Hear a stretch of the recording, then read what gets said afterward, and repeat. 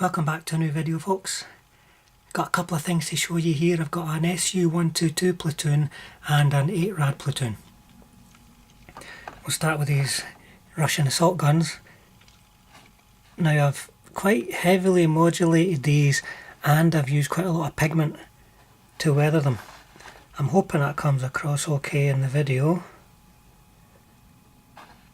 The trick with the pigments is using it like a paint, mixing it in a palette before you put it on nice and watery. Let it go into the recesses like a wash. Don't put it absolutely everywhere, think about where the dust would settle. And then, making sure that's on a gloss surface, you then rub it off very carefully. You just want to leave an impression of dust as opposed to make the thing look as though it's covered in dust. And I actually used a toothbrush to do the lash removal, so you've got to be careful with it.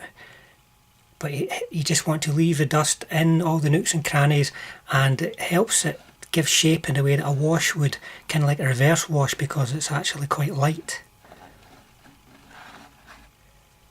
As I said before, they've been modulated with particular attention paid to hatches and deck tops. Some of the modulation actually just painted straight on to really make something stand out a bit more, and the rest was done with the airbrush. Just a nice simple 3-tone modulation.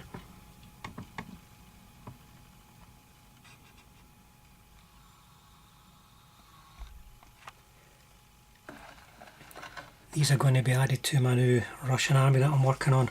I'll have a lot of infantry to show in the hopefully not too distant future, once I improve my filming layout. This is quite rough and ready, and the lighting's not very good either. There you go, there's the SU122s. Let's show you the 8 Rads. Now these are 2-tone, as you can see, and to a large extent they've been finished in the same, weathered in the same way as the SU122s, but there's no modulation. With the amount of overspray you get when doing soft edge camo, modulation is a bit pointless. And besides, there's a lot going on with 2-tone camo anyway. You can see some stowage there, some of it is scratched, some of it is bought, and then you've got likes of the camouflage netting, which is just bandage gauze. And you can see there's pigments on the wheels, pigments on the mud guards, on the top, on the bottom, a little bit on the top of the turret to add a bit of definition, a bit of shape to it.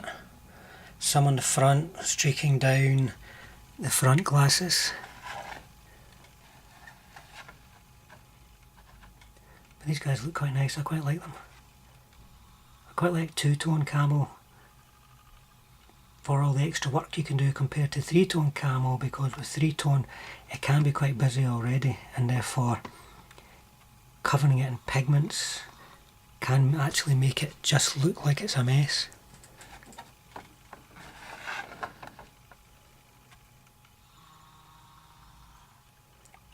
See a bit of stowage on the back.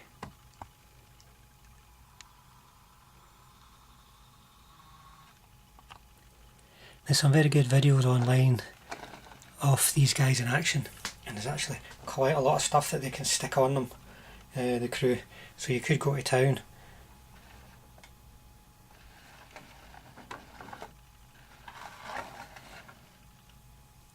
Let's stick these guys together. Get an idea of the contrast.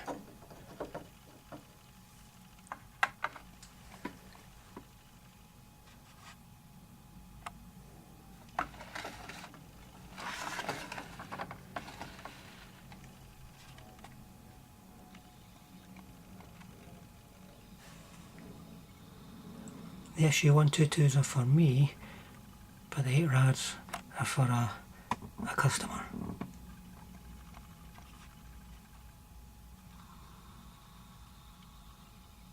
You'll notice some of the SU122s are missing mud guards. They were broken. That quite often happens with these in the blister, so I just filled them off, made it look like battle damage, which was quite common with such flimsy pieces anyway. But there you go folks, hopefully I'll get back to you with another video soon.